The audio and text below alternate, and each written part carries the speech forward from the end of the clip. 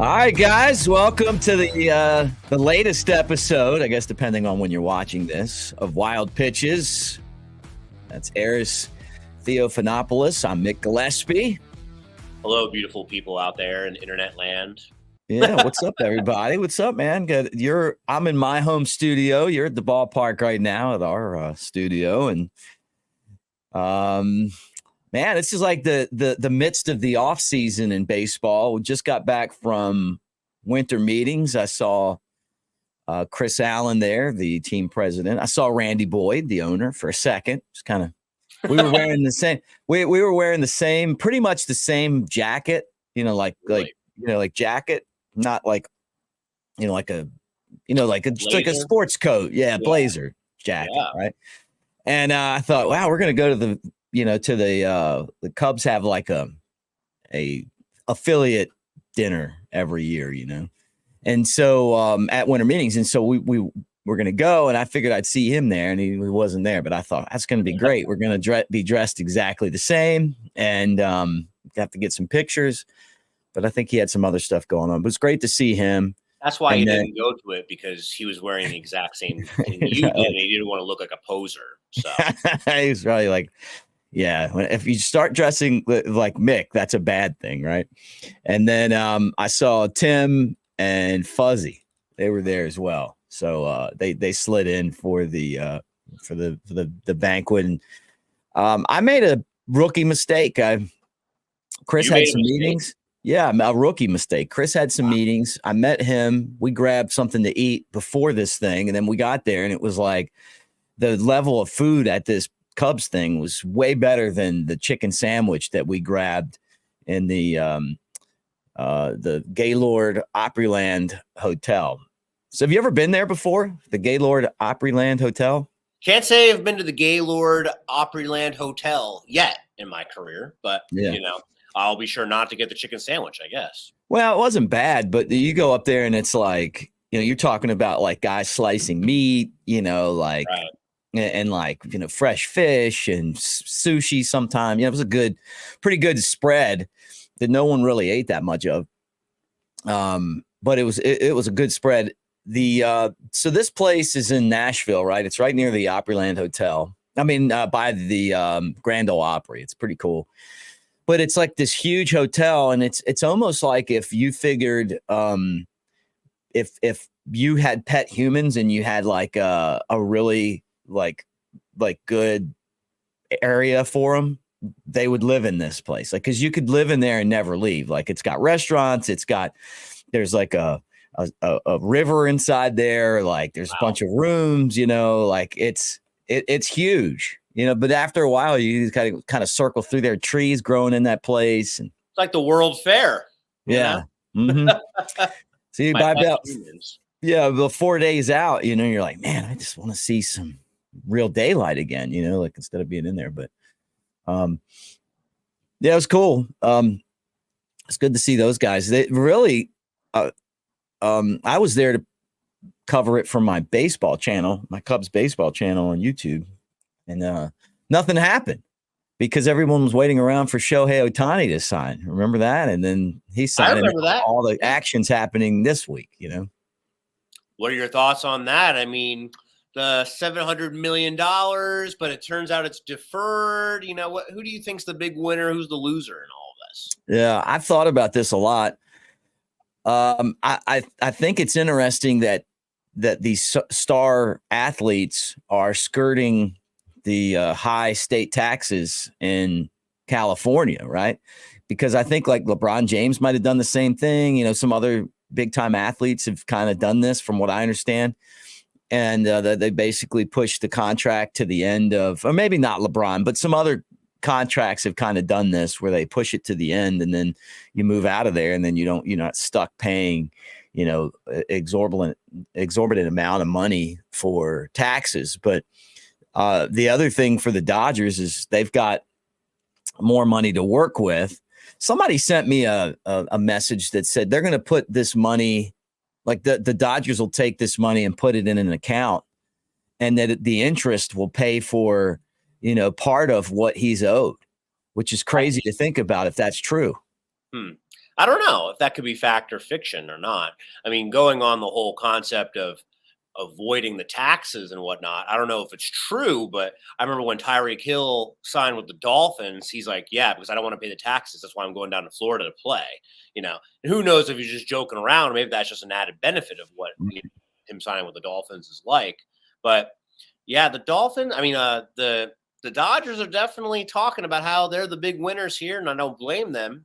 Shohei Ohtani's a freak of nature, throw 100 miles an hour, hit a bomb 500 feet. But isn't it true that he's about like one injury away from never pitching again, not having that stuff? Mm-hmm. Yeah, he's coming over, or he's coming off of his second Tommy John surgery. So we'll see. They say that the technology of doing the Tommy John surgeries has gotten better now. So maybe that'll help him, keep his arm together, because they're going to need that to get the value out of this contract. But, with that said, it's like, man, that's a ton of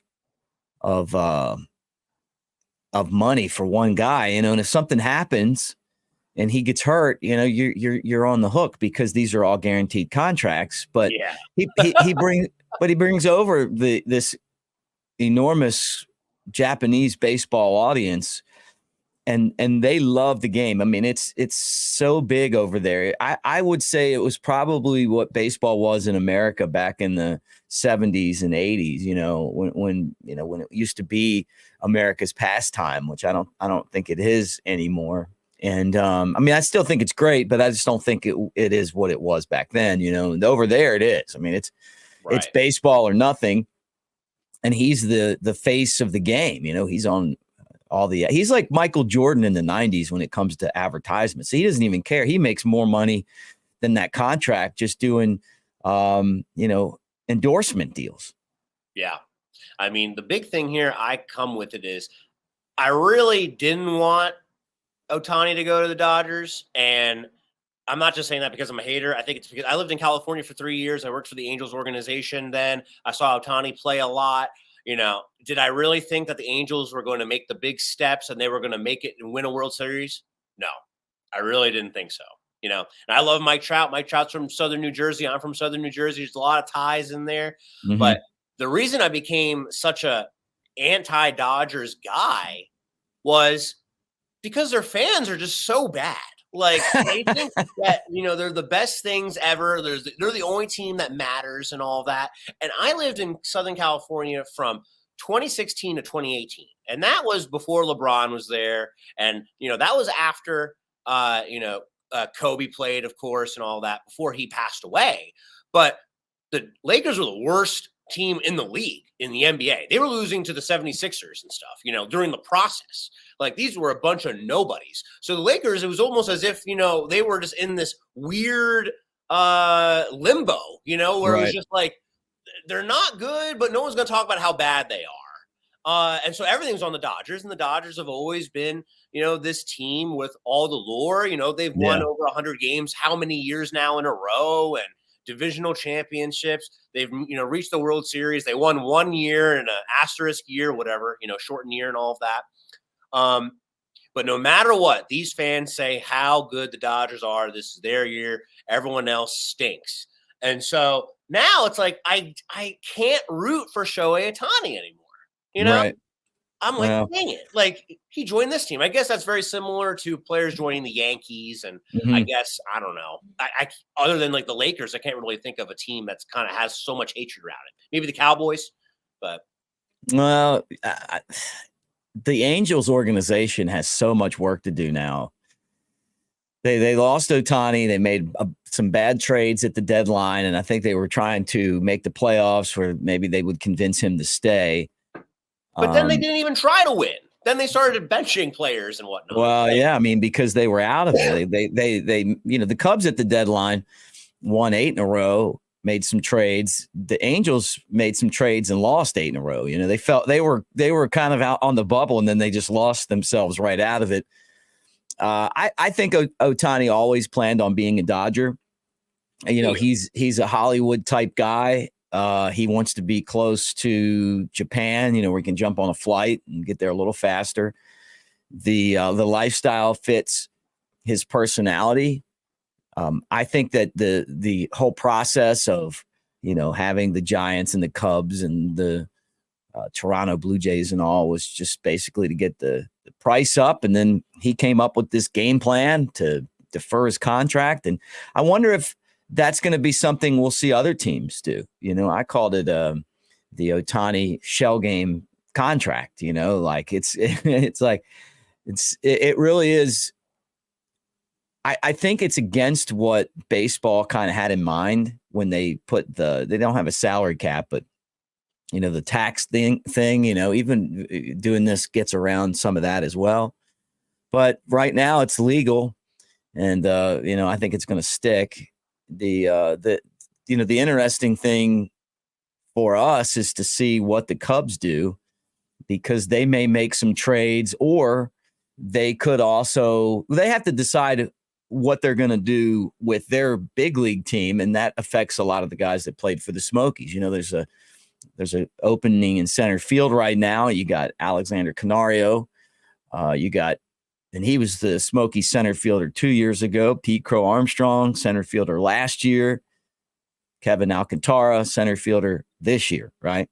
All those guys are prospects. Well, they've signed Cody Bellinger. I mean, are you signing him to play center? Or are you signing him to play first base? Or, how's that going to work? But are you committed to Pete Crow Armstrong in center, or Canario or whatever, right? That's one thing. And then the corner spots are open at the big league level. First base, who do you put there? Hayden McGarry, I don't think he's ready for that yet. He's got to get better defensively. I mean, you're talking about a guy that caught through college and started to play first base last year. Matt Mervis, who was with the Smokies a couple of seasons ago and got to the big leagues and hasn't really blossomed like he has in the minor leagues. I think that would be an easier move for the Cubs to go sign somebody there. And then third base, right? Christopher Morel's been playing third. You remember him with the Smokies. So what you're saying is the Cubs, the Blue Jays, nobody had a chance. It was already written that he was going to go to the Dodgers. Yeah, I think that, well, for Ohtani, yeah. I mean, I think that what it came down to was fit, like he wanted to be out there. And, when you do these negotiations, you have to go through the market, and see what the market is. And his market was $700 million, which is by far the biggest contract in the history of baseball, by far. I remember when Eddie Murray was with the Orioles, I was a kid, he was like the first $1 million player. And people were like, oh my gosh, man, Eddie Murray's making $1 million. Right. To think that in our lifetime that contract has been 700, it's insane. Part of the issue that baseball is going to have with these exorbitant contracts is that the television deals are going this way, like the money's just not there anymore in linear TV. And so a lot of this money came from these big contracts that they were getting from the television networks. And the Dodgers still have one. The Dodgers TV network is going to bring them billions of dollars. But a lot of the other ones, the providers are just folding, right? Like Bally's and stuff. Right. So what do you do? So that means that eventually you would think that contracts are going to go the other way. So we'll find out. But it was definitely an intriguing, off season until he signed. Now it's all downhill. I mean, like where is the line? $700 million today. I mean, is it going to be $1 billion?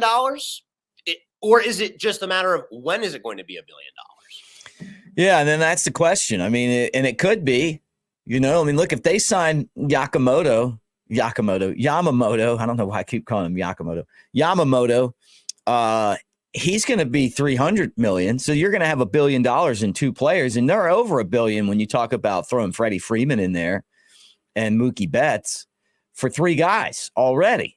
Right. So it's insane, but one guy getting $1 billion could happen. And you see it in soccer where the player, this is kind of a soccer type of deal, some like a Messi type of contract, where they gave him like stakes in the team, I think, for him to come play. How much does he get Miami. paid down there? He plays in America, right? I know. Like, that's unbelievable. I can't Yeah, believe that. I know, but I'd love to go see him.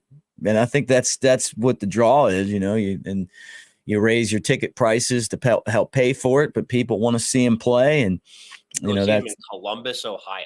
yeah, right. Like, It what? makes the whole league better. Talking about league, give us an update on the Smokies Fantasy Football League, because I'm sure everyone here wants to know. I'm the defending champ, but I'm like a 4-win team this year, not making the playoffs. So, Well, you're known as the people's champ. So you're I our was. $700 million. Yeah, right. But good times and bad times, right? So last year you won the championship. This year took a little bit of a turn.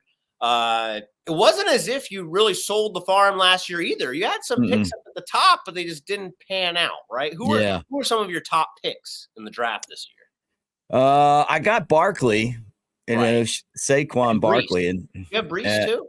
yeah, and I traded those guys. I made some trades at the end last year that I didn't need to, but just to be sure, like if something happened, I would have some backup, because you want to win. And then, then this like go through the playoffs, and you realize like, well, I didn't really need to do that. But I'm in 9th place right now, so I'm 4-10. Yeah, you're locked in now. Season's over for you, dude. Yeah, I'm done. Let's see. Okay, so Bowler's team, the Bowlers Ballers are 11-3. Ballers. Cobra Kai, that's Tim Volk. He's 10-4. The Mr. Consistency, Brian Webster, 10-4. Fuzzy, 10-4. There you are at 9-5. And then Millsy, Magic, Caleb Mills is 8-6. So that's who all made the playoffs this year. Those are your top 6, man. And This is a quick recap because we're not going to go into hand and foot of every single game that's taken place. Very quick recap of the whole season. Chris Franklin, our AGM of food and beverage, he was on top of the group tables the entire year. The least amount of points scored against him. And he has not won a fantasy football game since week 7 against a team that's in the playoffs now. So He finished the season 2 wins out of his last 5 weeks. And 2 of those wins are against the 2 worst teams in the league that have nobody's starting for them. Aiden O'Connell's starting quarterback for one of those teams. So he stumbled at the conclusion of the season. Mm-hmm. Jeremy's team, not great, not bad either. It's all about the schedule, how that ends up going. As long as you end up with more points than the other team, that's all you want at the end of the day. It doesn't matter. You don't have to score 170, 200 points a game. Tim's team, second place. This is the second year in a row that he's in the second place slot. And yes, I believe that he has peaked early. Because there is no freaking way that Dak Prescott and CeeDee Lamb are going to be scoring like 80 points a game combined every single game. Now I feel like that he's done it for 7 straight weeks, but it has to come to an end eventually. Maybe they'll just hit their projections. Maybe they'll just score 50 combined. There's no way that he can keep up this pace. It's just unbelievable. And then Webby, I have a feeling that he's screwed because he had Herbert as his quarterback, and now he's out for the year. He had to pick up some guy off free agency. I don't know who he picked up. So be interesting. Right. So how do you feel about your chances? Chances are feeling pretty good. I have the combination of Hurts and Brown. So, you're hoping for those scores right there. Last week, Hurts had his worst game of the season. That includes when they lost to the Jets, like 14-12. What feels like 2 months ago now. So he got that bad game out of the way. The rest of the way, this is what the Eagles want. All right, they're playing against the Seahawks. They're not known for their defense anymore. And that's on Monday Night Football. So I have that prayer in case I am losing. I have Brown and Hurts to deal with that. Then after that, they're playing the Giants and the Cardinals. So that means that Jalen Hurts should be dominating the rest of the season. My 2 receivers, as I said, Hurts is great. Keenan Allen, I'm a little bit worried about that because now there's no Herbert. So, but maybe he is the guy that you got to rely on a bit, with the no-name quarterback. Just chuck it down the field and give it to the guy that can catch the ball. So feeling pretty good. Running backs are okay. Rashad White. I have Bijan Robinson. So Robinson has been he was kind of a mistake. He's definitely not worth that first round capital that I had, but at least I didn't pick Nick Chubb at the beginning of the year. Yeah. Because I would have been totally dead in the water. Because I also picked J.K. Dobbins at the beginning of the year, and he went out. So that would have been killer losing both of them after 1 week. So we're going to see what happens, dude. Yeah, you're ready to go. Who do you think is the favorite to win? The favorite has to be Tim at this point. It has to be him because, he's been scoring 170 points a game the last 7 weeks of the year. So Prescott and Lamb and I can't even remember who his running backs are at the moment right now, but they're a well-oiled machine over there. It seems like no matter who this guy picks up, they're going to do well. I feel like he's used all of his magic beans because I feel like that's what he does every single year. Tim Wilkes, he uses all of his magic beans, and then when it comes to the playoffs, he falls flat on his face. Yeah. Last year, I beat him in one of the most epic fantasy football games ever. Got by him, and then the trophy was mine. No one could touch me after that. So we're going to see what happens here. The 6th seed, Caleb, he traded away his team right before the deadline, and that ended up not being anything because Kyron Williams has just been unbelievable. Mm-hmm. This dude wasn't even the starter at the beginning of the year for the Rams. They traded away their starter to the Vikings, and Kyron Williams has been the guy. Kyron Williams gets hurt. And it's like, okay, well, maybe, they're going to take their time with him. Nope. They put him right back in there, and he scored 35 points every single week that this guy has been back. It's crazy. That's crazy. That is crazy. We'll see. We'll have to keep everyone updated. It's going to be exciting to come down the stretch of fantasy football at Smoky Stadium. We'll keep it in the wild pitches, podcast here. So hopefully I bring home the trophy, and then it'll just rotate between us forever. So that'd be great. I'd love to win it again. So what's going on at the ballpark right now with Christmas? I see pictures. Sometimes there you are with Santa Claus. I guess he's hanging out at the stadium a little bit. Yeah, Santa. We've seen him at a couple different parades, and yesterday we actually had our Tennessee Smokies Christmas lunch at downtown Barley's in Knoxville, located right by where the new stadium is going to be. We were right in the shadow of where the new stadium is built. The steel beams, they look great, dude. So they're already putting steel up. Yeah. They're digging, they're doing everything. There's a lot of progress that's being made. So it's going to come to the point where actual tours of the facility are going to be a reality. It's coming really soon. So that's crazy. Laying a lot of foundation. Obviously, they're digging all of the infrastructure, the piping to make it a reality. So if you are in the area, feel free to drive by the bridge right by Barley's. And Randy Boyd was there yesterday as well for the lunch. So who knows? It might have been the same jacket that you had on. Was it blue? No, it wasn't blue. No. The crazy thing to me is how good he is at basically doing projects. No one ever seems to get these stadiums built ahead of schedule. Normally right. the season starts and the schedule you're way behind, but it seems like they're way ahead of schedule right now. We're playing next year at Smoky Stadium, and this thing's already coming together.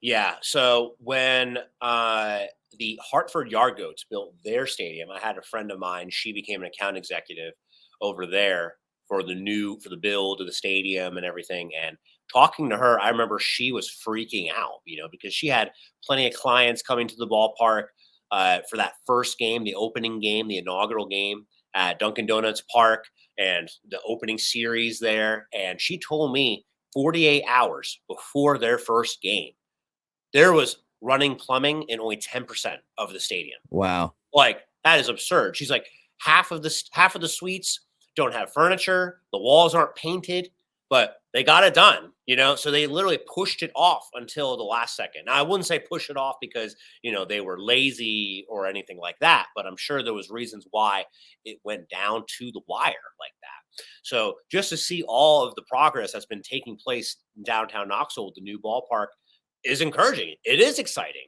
It is something where, wow, once we move in, we're going to be ready to go, locked and loaded, and we can actually flaunt off this facility before opening day. Yeah, that's crazy. That's going to be exciting. I mean, it's, there's definitely some, sentimental thoughts about Smoky Stadium, a lot of great memories there. But this new ballpark is really going to upgrade in a lot of areas. And I know our fans are excited about it because the majority of the people that come to the Smokies for baseball, to Smoky Stadium, come from Knoxville. So it's a shorter drive. Yeah, it is. It definitely is. And, there's the faithful people that live here in Sevierville, close to Kodak, that come out to the ball games, and, they're here every single day. And hopefully, they just take the extra 20 minutes to go downtown Knoxville and see a state-of-the-art facility.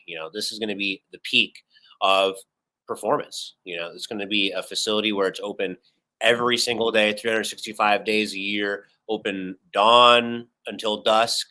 It's going to be not just a baseball stadium. It's going to be a concert venue. It's going to be a field for soccer. It's going to be something where Smokies baseball takes place, college baseball, high school baseball. This is going to be a place where people want to come and see what's going on. People are going to be living there. There's going to be condos. There's going to be apartments. There's going to be people that are living and breathing inside of the stadium. It's real. And something that's going to be unique that maybe, people haven't really thought about or haven't really looked into it for the new stadium is how these apartment buildings are going to be built so when the sun is going down, the sun isn't going into anybody's eyes. So it's going to be a great setting for baseball at 7 o'clock first pitch. No one's going to be straining their eyes in the sun, kind of like here at Smoky Stadium. Yeah, and we've had to deal with that, and same with Chattanooga. Like the way those stadiums were built the same year. And both of those stadiums are difficult because of the, the glare. Chattanooga way worse than Smoky Stadium, but both of them. I mean, look, if you're playing first base, first few innings at Smoky Stadium, I mean, you got the sun in your eyes, so it's no good. Well, cool. I'm excited. That's neat. What kind of food did they have?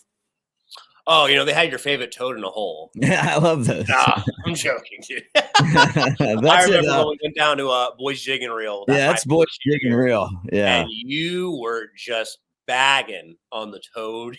I like that. I like toad in a hole. I like their burgers. And I'll tell you what, the burger that I had at Jig and Reel was still really good. That's why I was surprised that we didn't go there, but at Barley's is great too. Yeah, I mean, the whole thing was set up into two long tables. It was as if we were at, the Last Supper. It was two separate Last Suppers. And so at my table, I'm sitting down talking to the people there, and I'm like, so we're going to order appetizers, right? And they're like, only if you do. And I'm like, of course I'm going to order appetizers. I'm going to order appetizers for the whole table. Yeah. So, we got the chips and dip. We got the loaded potato wedges. We got the mozzarella sticks. We got 4 fried pickles. We got all of it. And all this stuff comes out. And everyone's breaking bread, having a good time. And at the other table, they're over there just, with their thumbs up their butt. And it's just like, you guys are going to be waiting for 45 minutes for your stromboli and pizza. Oh, we're over here, enjoying ourselves. Yeah, so, right. Send over the leftovers. Yeah. Well, thank you, Chris Allen and Randy, for the lovely spread. Yeah, no doubt. Great. Well, cool, man. Well, I guess that just about wraps up this episode of Wild Pitches. You're making me hungry now. Anything that you want to add before we bid everyone farewell? Hey, if you haven't done so already, feel free to subscribe to us here on Spotify and on YouTube at Wild Pitches. This is the place to be to keeping up with all of your Smokies, the 2 best looking people in the Smokies organization. All right. I like the sound of that. All right, he's Aris. I'm Mick. Thanks for hanging out with us on Wild Pitches, the Tennessee Smokies baseball podcast. And keep us in mind. We'll talk to you again real soon.